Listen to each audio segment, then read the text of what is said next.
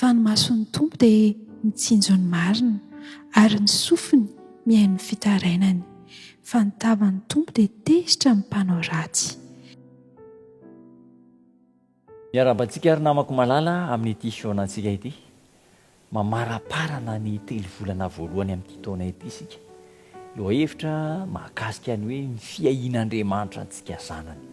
Izay ny lohahevitra, ary efa ifaraparana eo amin'ny 2 andro 3 andro eo sisa rahabe indrindra dia ho tapitra izany fiaonantsika izany.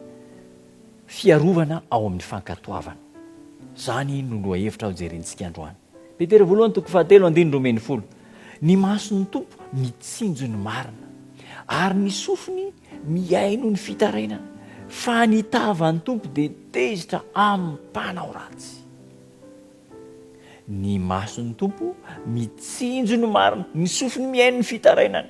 Ahoana ny atonga antsika ho henon'Andriamanitra? Ahoana ny atonga antsika anandanja eo anatrehan'Andriamanitra? Amin'ny alalan'ny fahamarinana. Ina moa ny fahamarinana? Ny tenin'Andriamanitra ny fahamarinana. Iza no ambara ny tenin'Andriamanitra? Jesosy Kristy no ambara ny tenin'Andriamanitra. Raha toka miaraka amin'ny Jesosy zany sika, manaiky ireo fahamarinana rehetra izay ampianariny ny tenin'Andriamanitra soratra masina dia izao: mitsinjo antsika ny mason'ny tompo, fa tezitra amin'ny mpanao ratsy. Iza moa ny mpanao ratsy? Ireo izay manaiky ny fitaka ataon'ny Satana, tsy mifototra amin'ny tenin'Andriamanitra. Efa fantatra fa tia ny sitrapon'Andriamanitra fa tsy ino atao, mpanao ratsy izy ireny.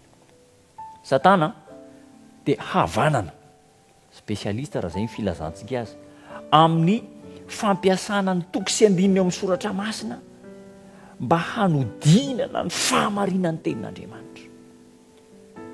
Ary amin'ny fomba fetsy mandresy lahatra mihitsy no ahafahany manao an'izany. Tandremana tsara io, indrindra ho antsika mpitarika ny fiangonana, ho an'ireo mpitarika ny fiangonana izay manana influence matanjaka eo amin'ny andehan'ondrin'Andriamanitra. Tandremo ny mandray hevim-petsy ka manolana ny tenin'Andriamanitra ho amin'ny tombontsoantsika manokana sy zavatra maro isy lahatra antsika manokana.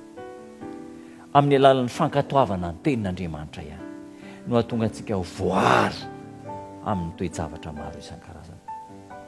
Natokan'Andriamanitra ny vahoaka Israely, na dia teo aza ny fotoana izay niodinan'izy ireo, ary raha mbola mitohy mankatohan'izany lalàna izany isika amin'izao andro iainantsika izao, dia izao ho lavitra ny elo isika ary ho arovan'Andriamanitra isika.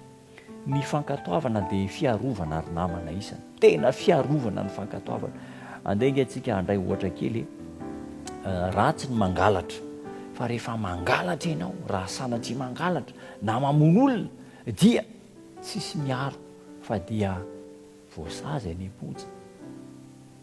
Fa rehefa tsy mangalatra kosa ianao, tsy manao ratsy, dia voaro ianao, tsisy managadra anao. Fiarovana ny fankatoavana. Ka ny tena zava-dehibe tsy hoe mba tsy hahatongavana any am-ponja no tsy hanaovan-dratsy, fa ho toetra mihitsy ny fanaovana ny tsara, fady izay hanao ratsy. Ny mason'ny tompo mitsinjo ny marina ary ny sofina mihaino ny fitarainana. Indraindray ny fanaovana ny marina dia mampitondra fahoriana. Indraindray eo amin'ny fiarahamonina, ao am-piangonana misy antsika, dia ireo izay tena mijoro indray matetika voahenjika, ireo no ohatrany voailika. Tsy maninona na hailika izao tontolo izao aza ny manao ny marina, fa ny sofin'i Jehovah mihaino ny fitarainany. Fantatrsana tsara fa ireo olona osa sy reraka indrindra amin'ny fiainana, rehefa mitoetra mifikitra mitana maherin'i Kristy, dia ho tonga olona mahery indrindra, tsy azozongozona, ary ny fiankinana amin'ny fanetretena amin'Andriamanitra, ny fankatoavana ny didiny no fiarovana azo antoka ho antsika. Aoka ary tsisy hamitan-tena, fa amin'ny alalan'ny herintsika rery, samy rery no azona ny fandresena. Aoka tsisy hamitan-tena, fa amin'ny alalan'ny fahaizantsika no hahatonga antsika ahomby eo amin'ny fiainana ara-panahy. Ny fanahininanao fahotana izay fantatra dia mampangina ny fanambaran'ny feon'ny fanahy masina. Rehefa manao fanahiniana anota isika, mangina ny fanahy masina, tsy matari-dalana antsika intsony. Andeha hibebahana ny fahotana vita rehetra, ka ny fiarovana azo antoka dia ny fahatokiana an'Andriamanitra, ny fitandremana ny didin'Andriamanitra. dia hivavaka isika. Tombo tsara eo misaotranao izay fa alesona goavana no nampitainao tamin'ity androany ity.